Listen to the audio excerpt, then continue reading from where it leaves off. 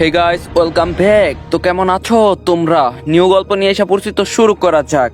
মা মারা যাওয়ার পর থেকে বাবার মাঝে অদ্ভুত একটা পরিবর্তন এসেছে। খাওয়ার সময় ছাড়া সে তার রুম থেকে বের হয় না, আবার কাউকে তার রুমে ঢুকতেও দেয় না। মাঝে মাঝে রাতে বাবার রুম থেকে ফিসির ফিসির কথা বলার শব্দ আসে, কার সাথে যেন হেসে হেসে কথা বলে। এই ব্যাপারে জিজ্ঞাসা করলে বলে, তোর মা এসেছিল রাতে, তার সাথেই কথা বলছি। ভাবতাম মায়ের কথা হয়তো এখনো ভুলতে পারিনি, তাই এমন অদ্ভুত আচরণ করে। আগের তুলনায় অনেক বেশি খাবার লাগে তার। খাবার বেশি লাগে সেটা নিয়ে কিছু বলছি না, তার সাধারণত একজন মানুষ যতটুক খায় সে তার চার গুণ খায়। দিন দিন বাবার পাগলামি বেড়েই চলছে। মা মারা গিয়েছে আজ 2 মাস হলো। এই 2 মাসে বাবা একেবারের জন্য বাসার বাইরে যায়নি, বাইরের আলো দেখেনি। অনেক চেষ্টা করেও তাকে বাসা থেকে বের করতে পারিনি। আমার নাম রিস্পা, আমরা এক ভাই এক বোন। ভাইয়া পড়ালেখার সুবাদে কলেজের হোস্টেলেই থাকে, বাবা আর আমি বাসায় থাকি। 2 মাস আগে হঠাৎ করেই মা ঘুমের মাঝে স্ট্রোক করে শেষ নিঃশ্বাস ত্যাগ করে। আমাদের সবকিছু যেন অন্ধকার হয়ে যায় মাকে হারিয়ে। আমরা ভাই বোন সেই কষ্ট কাটিয়ে উঠতে পারলেও বাবা এখনো পারেনি। বাবা অনেক ভালোবাসতো মাকে। নিজের হওয়ার পর থেকে তাদের কখনো ঝগড়া করতে দেখিনি, এমনকি কখনো কথা কাটাকাটিও না। সুখী দম্পতির কোনো উদাহরণ দিতে হয় তাহলে আমার বাবা মা সেই উদাহরণ ছিল। আমি মাদ্রাসায় পড়ি, আলিম 2য় বর্ষে, তাই বোরকা ছাড়া বাসা থেকে বের হই না। ইসলামিক রাজনীতি মেনে চলার চেষ্টা করি। 5 ওয়াক্ত নামাজ পড়ি আর মাঝে মাঝে শেষ রাতে তাহাজ্জুদ পড়ি। এমনই একদিন রাতে তাহাজ্জুদ পড়ছিলাম, হঠাৎ পাশের বাবার রুম থেকে মহিলার কণ্ঠের কান্না ভেসে আসলো। ফুপিয়ে ফুপিয়ে কান্না করছে কেউ। আমি সালাম ফিরিয়ে ধীরে ধীরে বাবার রুমের দিকে গেলাম। কান পেতে শোনার চেষ্টা করলাম কি হচ্ছে রুমে। শুনতে পেলাম একটা মহিলা কাঁদছে আর কাকুতি মিনতি করে বলছে, আমাকে আর ডেকো না দয়া করে, আমার খুব কষ্ট হয় এখানে আসলে। যে আমাকে নিয়ে গিয়েছে সে অনেক রাগ করে এটা নিয়ে। এখন বাবা বলছে, আমি যে তোমাকে না দেখে থাকতে পারি না, তোমাকে আসতেই হবে, তুমি ছাড়া এই দুনিয়াতে আমার কেউ নেই। এটা শুনে মহিলা আরো কান্না করা শুরু করলো। আমি সবকিছু শুনে খুব ভয় পেয়ে গেলাম। বাবা কার সাথে কথা বলছে? বাবার রুমে মহিলা মানুষ কিভাবে আসলো? আমি ভয়ে ভয়ে বাইরে থেকে ডাক দিলাম, বাবা, বাবা তুমি ঠিক আছো? কার সাথে কথা বলছো এত রাতে? হঠাৎ মহিলার কান্নার আওয়াজ বন্ধ হয়ে গেল। আমি আবার বাবা বলে ডাক দিতে রুমের দরজা ধাপাস করে খুলে গেল। একটা কালো ছায়া খুব দ্রুত রুম থেকে বের হয়ে গেল। ছায়াটা বের হওয়ার সাথে সাথে আবার দরজাটা বন্ধ হয়ে গেল এবং মেন দরজার সামনে গিয়ে অদৃশ্য হয়ে গেল। আমার পুরো শরীর ঠান্ডা একটা অনুভূতি হলো। মনে হলো যেন একটা বরফের খণ্ড আমার পাশ দিয়ে গেল। আমি ভয়ে যেখানে আছি সেখানেই দাঁড়িয়ে রইলাম। এটা কি ছিল? বাবা কি জন্য কাউকে তার রুমে ঢুকতে দেয় না? আমি আবার বাবাকে ডাক দিতে যাব, এমন সময় পিছনে কারো উপস্থিতি টের পেলাম। কেমন যেন খচখচ শব্দ করছে, যেমনটা নতুন কাপড় পরলে হয়। ভয়ে আমার গলা শুকিয়ে কাঠ হয়ে গেল। জিন জাতি বলতে আল্লাহর একটা সৃষ্টি আছে সেটা জানি, কোরআনে তাদের নামে একটা সূরাও দিয়েছে আল্লাহ, কিন্তু কখনো তাদেরকে নিজ চোখে দেখার দুর্ভাগ্য হয়নি। তবে আজ মনে হয় আমি শেষ। কেউ তো আমার পিছনে আছে। গলা দিয়ে একটা শব্দ বের করতে পারছিলাম না। আমি আস্তে আস্তে পিছনে তাকালাম এবং যা দেখলাম তাতে আমার আর দাঁড়িয়ে থাকতে পারলাম না। আমার মা নতুন লাল শাড়ি পরে দাঁড়িয়ে আছে হাসি মুখে। আমি ভয়ে কান্না করে দিলাম। মা আমাকে খুব শান্ত গলায় বলল, এত রাতে তোর বাবাকে বিরক্ত করছিস কেন? যা গিয়ে ঘুমিয়ে পড়।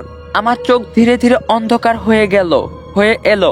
তারপর কি হয়েছে আমার মনে নেই। সকালে উঠে দেখলাম আমি আমার রুমের খাটে শুয়ে আছি।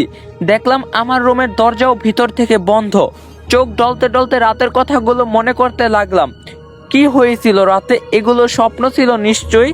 আমি যেহেতু আমার বিছানায় আর দরজাও বন্ধ, কি বাজে স্বপ্ন দেখলাম। ঘড়ির দিকে তাকিয়ে দেখলাম প্রায় 10টা বেজে গিয়েছে। আমি তাড়াতাড়ি উঠে ফ্রেশ হয়ে নিলাম। 10:30টায় একটা ক্লাস আছে। খেয়াল করলাম বাবার রুমের দরজাটা হালকা ফাঁকা হয়ে আছে। কিভাবে যেন উকি মেরে দেখতে চাইলাম বাবা কি করে রুমে। দেখলাম বাবা জানালার কাছে দাঁড়িয়ে বাইরে তাকিয়ে আছে এক মনে। মা মারা যাওয়ার পর চিরচেনা বাবাটাকে এখনো কেমন যেন অচেনা মনে হয়। কারো সাথে কথাও বলে না। আমি নাস্তা করে বাবার জন্য টেবিলে নাস্তা রেখে বেরিয়ে পড়লাম মাদ্রাসার উদ্দেশ্যে। যাওয়ার আগে বাইরে থেকে বলে গেলাম, বাবা আমি মাদ্রাসায় যাচ্ছি, টেবিলের নাস্তা আছে খেয়ে নিও।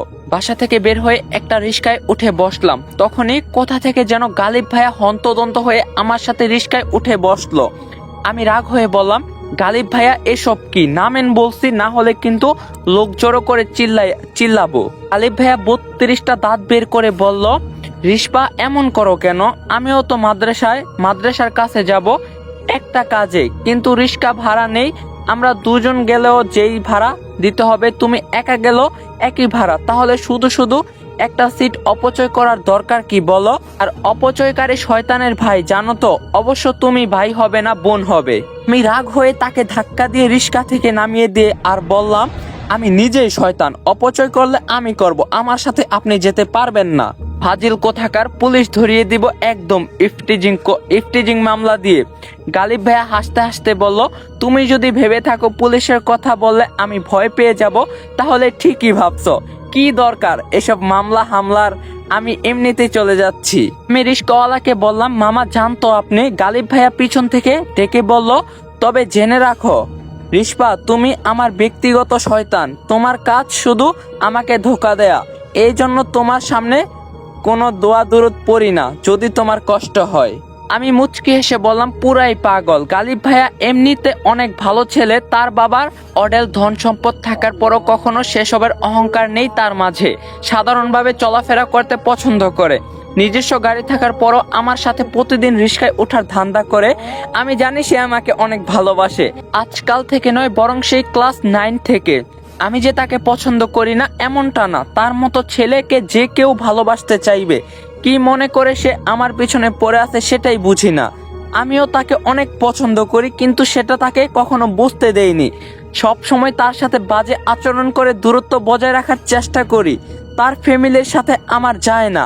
আমি মধ্যবিত্ত পরিবারের মেয়ে, আর সে সোনার চামচ মুখে নিয়ে জন্ম হয়েছে, তাই এটা সম্ভব না। গালিব ভাইয়া সেটা বুঝতেই চায় না। ক্লাস শেষ করে মাদ্রাসা থেকে বের হতে হতে দুপুর 2টা বেজে গেল। বাইরে এসে দেখলাম রাস্তার ওপাশে গালিব ভাইয়া দাঁড়িয়ে আছে। এটা তার নিত্যদিনের রুটিন, তাই সেদিকে না তাকিয়ে আমার মতো আমি হাঁটা দিলাম বাসার দিকে। গালিব ভাইয়া দৌড়ে এসে আমার পাশে হাঁটতে লাগলো। আমি কিছু বললাম না, জানি বললেও সে যাবে না।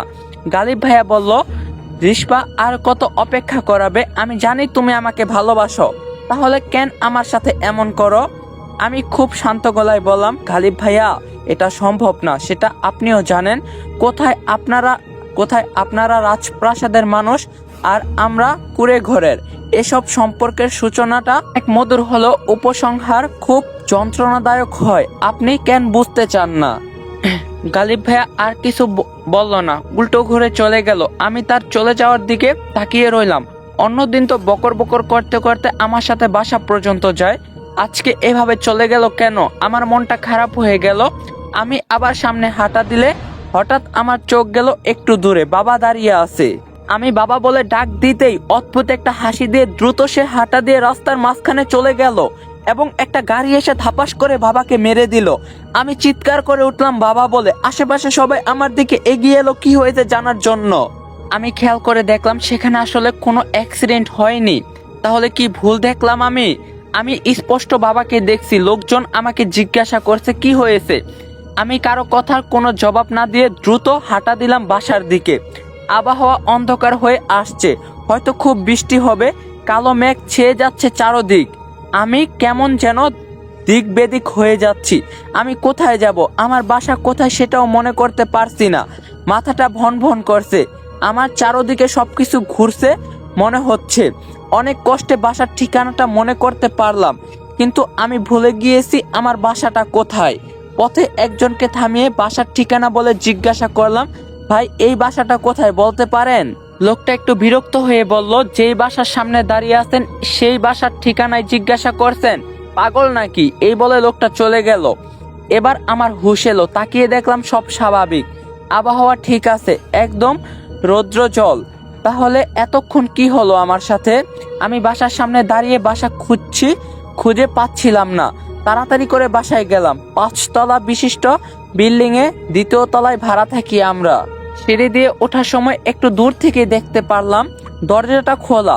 আমার স্পষ্ট মনে আছে আমি তালা লাগিয়ে গিয়েছিলাম।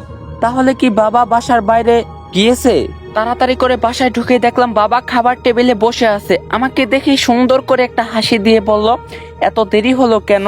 আয় মা, তোর জন্য আমি খাবার তৈরি করে রেখেছি, খেয়ে নে। আমি খুব অবাক হলাম, আমার চোখে পানি চলে এলো। আজ 2 মাস পর বাবা আমার সাথে কথা বলছে।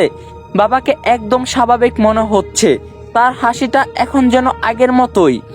আমি ইমোশনাল হয়ে বাবার দিকে এগিয়ে যেতেই বাবা উঠে টেবিলে রাখা ছোট্ট একটা বাটির ঢাকনা উঠিয়ে বলল, দেখ তো কেমন হয়েছে।